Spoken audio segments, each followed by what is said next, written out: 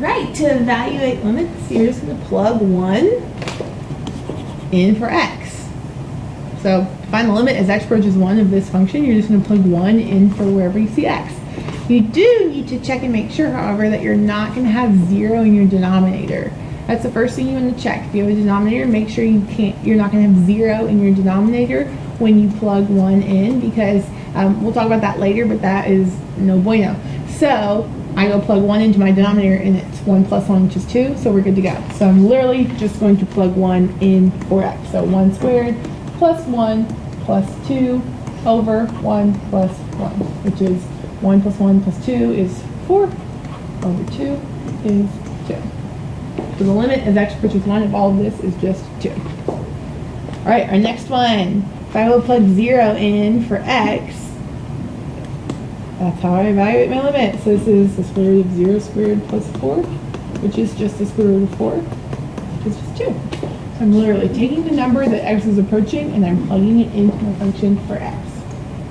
All right, limit as x approaches pi over 2 of x sine of x. So I'm going to plug pi over 2 in for x here and x here. So this is pi over 2 sine of pi over 2.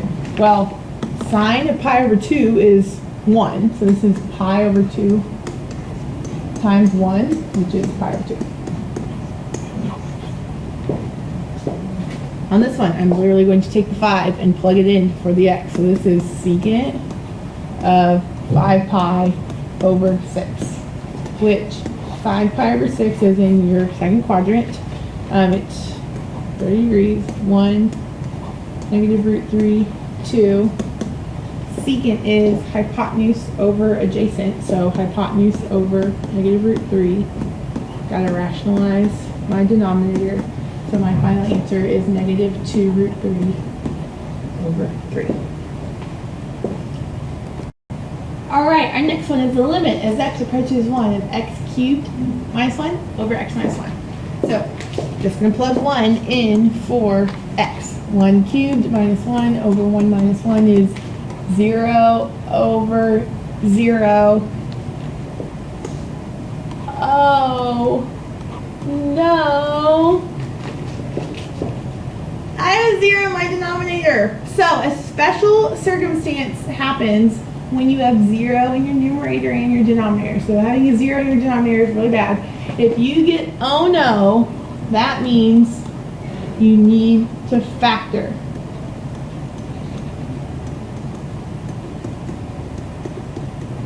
You're probably going to have a common factor in your numerator and your denominator, and so you'll be able to cancel them out and you would have a whole. So if you get a 0 in your numerator and your denominator when you plug x, or whatever the number x is approaching into your functions, you're going to need to factor. So this is a difference of perfect cubes, which it's been a long time since we've used that formula, but basically it's x minus 1 times x squared plus x plus 1. It's that whole thing with the a minus b is a squared, that whole formula.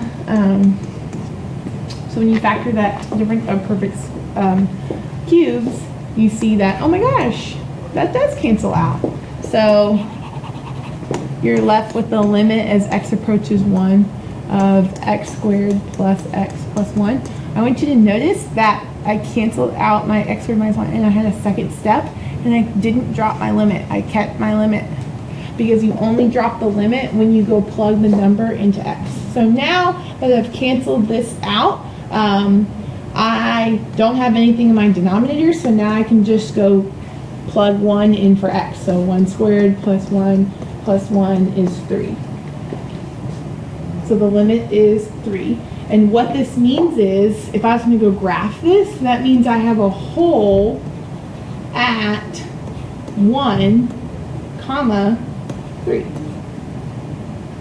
Because remember, this will look like something crazy or whatever, doesn't matter, but if you have a hole, your limit from the left and your right are going to be the same. But you don't actually have a value there. So the limits exist, but there's not actually a value there, so you have a hole.